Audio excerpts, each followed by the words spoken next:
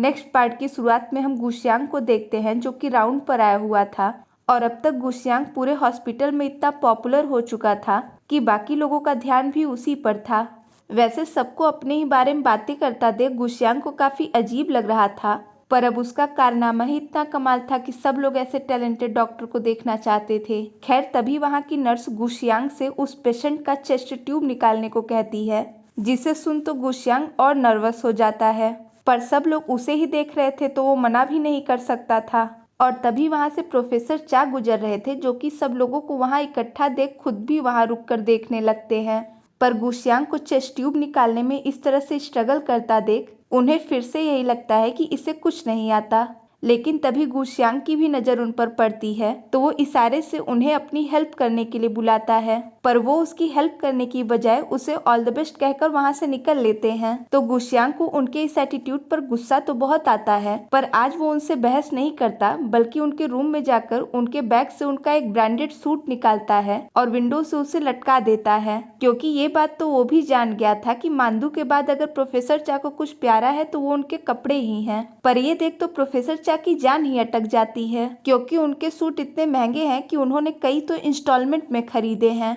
तो वो गुशियांग से उन्हें ना फेंकने की रिक्वेस्ट करने लगते हैं और कहते हैं कि तुम यही चाहते हो ना कि मैं चेस्ट ट्यूब निकालने में तुम्हारी हेल्प करूं, तो चलो मैं ये करने के लिए तैयार हूं। पर अब उसे उनकी हेल्प बिल्कुल नहीं चाहिए थी तो वो उनका सूट फेंक देता है, जिससे कि प्रोफेसर चा तो उस पर चिल्लाने लगते हैं, पर गुशियांग को अब इस बात का कोई फर्क नहीं पड़ता। जिसके बाद तो प्रोफेसर चा का बिल्कुल पारा चढ़ जाता है, तो वो गुशियांग पर चिल्ला ही रहे थे कि तभी वहाँ सेजिन आ जाती है। और इधर हम सीनियर घोस्ट को देखते हैं जो कि नीचे सफाई कर रहे थे कि तभी वहाँ पर गिरा हुआ उन्हें वही सूट मिल जाता है, और क्योंकि उनका और प्रोफेसर चा का साइज सेम ही है तो वो खुशी खुशी उसे अपने लिए रख लेते हैं। और इधर तब तक गुशियांग जा चुका था और सेजिन वही खड़ी खड़ी कुछ सोच रही थी, पर तभी उसके दिमाग में कुछ आता है और वो जल्दी से प्रोफेसर चा के ऑफिस के पास जाती है। तो उसे इतना जल्दी में देख प्रोफेसर चा भी उसके पीछे जाते हैं, पर उन्हें ये समझ नहीं आ रहा था कि वो यहाँ क्यों आई है। लेकिन तभी वहाँ हम एक बार फिर से उस ब्लैक स्पिरिट को देखते हैं जो कि प्रोफेसर चा को ही फॉलो कर रही थी।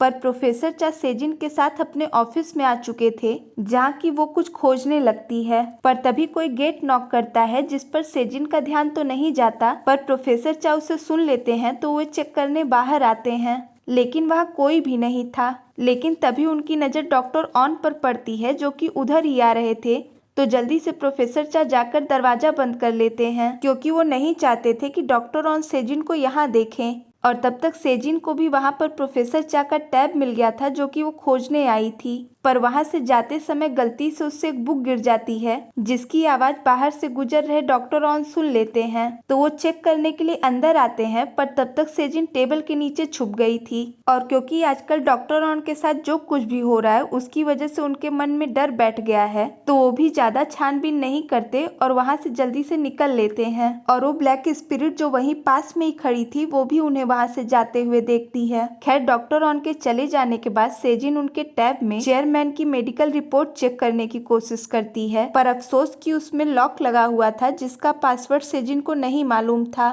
तो ये देख वो निराश तो होती है, पर वहाँ से आकर वो एक बार फिर से चेयरमैन से मिलने की कोशिश करती है, पर इस बार वो खाली हाथ नहीं बल्कि उनके लिए खाना लेकर आई थी। पर वहाँ पर पहरा दे रहे गार्ड उसे इस बार भी अंदर जाने की परमिशन नहीं देते, तो वो उन लोगों से रिक्वेस्ट करती है कि कम से कम ये खाना तो चेयरमैन तक पहुँचा ही दें। तो इसके लिए वो लोग तैयार हो जाते हैं, और सेजिन पहले भी चेयरमैन के लिए खाना पहुंचाती रही है, तो वो गार्ड से कंफर्म करती है कि जो लास्ट टाइम उसने मैरिनेटेड क्रैब उनके लिए लाया था उन्होंने अच्छे से खाया या नहीं, जिस पर कि काफी एक्साइटमेंट के साथ गार्ड उसे बताता है कि उन्होंने पूरा खा लिया था और उन्हें काफी पसंद भी आया था। पर ये सुनते ही अचानक से सेजिन का एक्सप्रेशन चेंज हो जाता है, लेकिन वो कुछ नहीं कहती और वहाँ से चुपचाप चली जाती है। और वहीं थोड़ी दूर पर खड़े चेयरमैन भी ये सब देख रहे थे। खैर फिर नेक्स्ट सीन में हम चेयरमैन और प्रोफेसर चा को साथ में देखते हैं, जहाँ की चेयरमैन उनसे उनकी फैमिली, बैंक बैलेंस और उनके घर के बारे में सवाल करते हैं। वैसे प्रोफेसर चा को ये समझ तो नहीं आ रहा था कि अचानक से वो ऐसे सवाल क्यों कर रहे हैं, पर फिर भी वो उन्हें सारे जवाब दे देते हैं। लेकिन फिर बिना बात को ज्यादा घुमाए चेयरमैन उनसे डायरेक्ट पूछ लेते हैं कि क्या वो उनकी बेटी यानी सेजिन को पसंद करते हैं।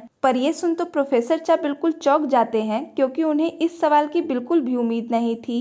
पर उनके कुछ कहने से पहले चेयरमैन उन्हें क्लियर करते हैं कि अगर तुम मेरी बेटी के पैसों से प्यार करते हो तो भूल जाओ, क्योंकि वो मेरे पैसों में एक फूटी कौड़ी भी नहीं लेना चाहती है। पर अगर ऐसा नहीं है तो तुम उससे शादी कर लो। वैसे चेयरमैन ये सब इसलिए कह रहे थे क्योंकि उन्हें सेजिन की सुरक्षा की चिंता थी, और अब उसे ये भी पता चल चुका है कि चेयरमैन के होश में आने की बात झूठी है, क्योंकि उन्हें क्रैब से एलर्जी है तो भला वो डिश वो कैसे खा सकते हैं। और क्योंकि वो जितना सेजिन को जानते हैं, ये सच जानने के बाद वो चुप तो नहीं बैठेगी। पर अगर उनके बेटे को ये पता चल गया कि सेजिन सब कुछ जान चुकी है तो वो उसे जरूर नुकसान पहुंचाएगा। इसलिए वो चाहते थे कि प्रोफेसर चा उनके बेटी की सुरक्षा करें, और अब तक वो ये भी समझ चुके थे कि सेजिन के लाइफ में प्रोफेसर चा क्या मायने रखते हैं, और यही वजह है कि उन्हें होश में लाने के लिए वो दिन रात मेहनत कर रही है। तो ये जानने के बाद प्रोफेसर चा को भी सेजिन की टेंशन होती है, पर इस तरह से अचानक से शादी की बात सुन उन्हें समझ ही नहीं आता कि वो क्या कहें। तो वो दोनों बातें कर ही रहे थे कि तभी वहाँ डॉक्टर ऑन आते हैं, और यहाँ हमें चेयरमैन से पता चलता है कि डॉक्टर ऑन दिन में 4 बार रेगुलर उनका चेकअप करने आते हैं और उन्हें ऐसा इंजेक्शन देते हैं जिससे कि वो जिंदा रह सकें। तो एजेंट ऑर्डेंस हमें यह समझ आता है कि उनका बेटा अपना मकसद पूरा होने तक चेयरमैन को हर हाल में जिंदा रखना चाहता है। खैर फिर हम प्रोफेसर चा को देखते हैं जो कि चेयरमैन की बातें सोचते हुए अपने रूम की तरफ जा रहे थे कि तभी वहां वो ब्लैक की स्पिरिट प्रोफेसर चा से टकरा कर गिर जाती है। पर इससे पहले कि प्रोफेसर चा कुछ समझ पाते, वो जल्दी से घबरा कर वहां से भाग जाता है, और प्रोफेसर चा भी इस पर ज्यादा ध्यान नहीं देते और अपने रूम में आ जाते हैं, जहाँ की सेजिन भी काफी परेशान दिख रही थी। वैसे प्रोफेसर चा उसे समझाना तो चाहते थे, पर वो कर ही क्या सकते थे। लेकिन तभी सेजिन के दिमाग में कुछ आता है और वो तुरंत वाइस प्रेसिडेंट को कॉल कर चेयरमैन के बारे में कुछ बात करने को कहती है। पर ये सुन प्रोफेसर चा काफी टेंशन में आ जाते हैं, क्योंकि वो ये बात तो जानते हैं कि वाइस प्रेसिडेंट भी इस साजिश में शामिल है। तो उन्हें इस बात का डर था कि कहीं वो सेजिन को कोई नुकसान न पहुंचाए। तो उसे रोकने के लिए वो जल्दी से गुशियांग के पास जाते हैं और उससे 5 मिनट के लिए उसकी बॉडी बोरो करने को कहते हैं। पर गुशियांग उन्हें कोई जवाब नहीं देता और चुपचाप पहले उस इनविजिबल वॉल को क्रॉस कर लेता है, जिसके आगे प्रोफेसर चा नहीं आ सकते, क्योंकि अगर वो उनके जोन में रहा तो वो उसकी बिना मर्जी के भी उसकी बॉडी को पोजेस्ट कर सकते हैं। तो एक बार सेफ जोन में आने के बाद वो उनसे कहता है कि अभी थोड़ी देर पहले मैंने भी आपसे 5 मिनट के लिए हेल्प मांगी थी, पर उस समय तो आप मुझे इग्नोर करके चल दिए, तो अब मुझसे क्यों उम्मीद कर रहे हैं। पर इस समय प्रोफेसर चा की ज्यादा मजबूरी थी, तो वो उसे समझाते हुए कहते हैं कि मुझे लगा कि तुम दूर रहने को कह रहे हो, इसलिए मैं वहां से चला आया। पर अब गुशियांग इतना पागल तो है नहीं कि उनकी बातों में आ जाए, तो वो उन्हें अभी भी खुद से दूर रहने का ही कह वहां से चला जाता है। हालांकि प्रोफेसर चा उससे काफी रिक्वेस्ट करते हैं, पर अब कुछ नहीं हो सकता था। खैर फिर नेक्स्ट सीन में हम इंटरनो को देखते हैं, जो कि गुशियांग के बुलाने पर वो उससे मिलने आई थी, और उसे इस तरह देखकर उसे लगता है कि शायद वो अभी भी आर्टिकल की वजह से अपसेट है। पर गुशियांग उससे कहता है कि वो ऐसी किसी भी बात का लोड नहीं लेता,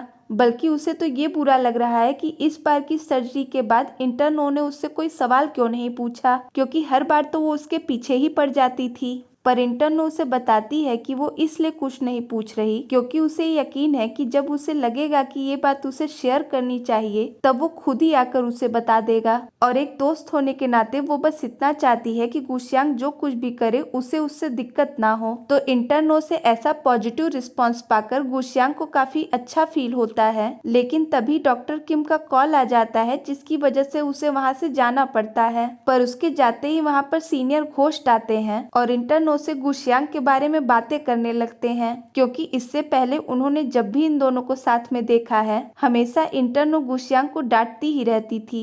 पर आज ऐसा नहीं था, तो वो उन्हें ये चीज अजीब लगती है।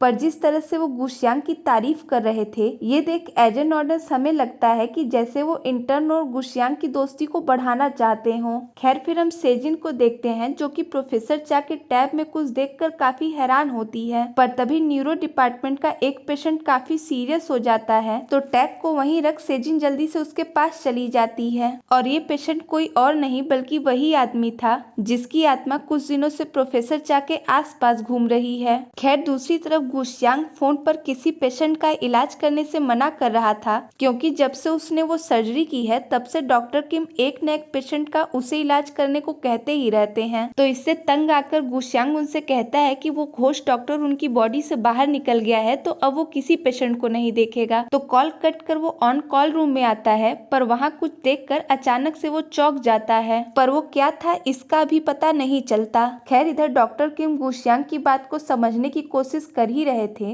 कि तभी वहाँ सिंजो की मदर आती हैं और घबराई हुई सी वो उन्हें बताती हैं कि सिंजो कहीं मिल नहीं रहा।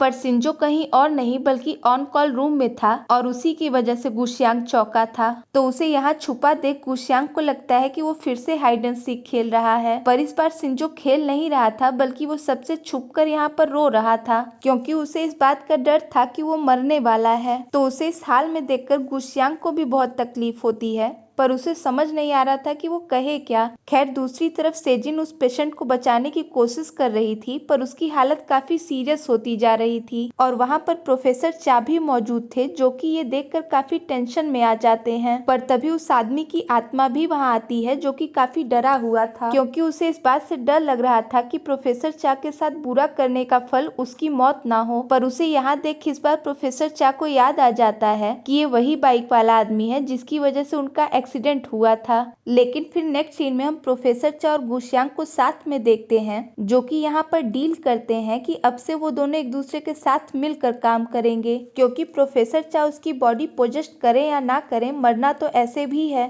तो क्यों ना वो दूसरों को बचाते हुए मरे।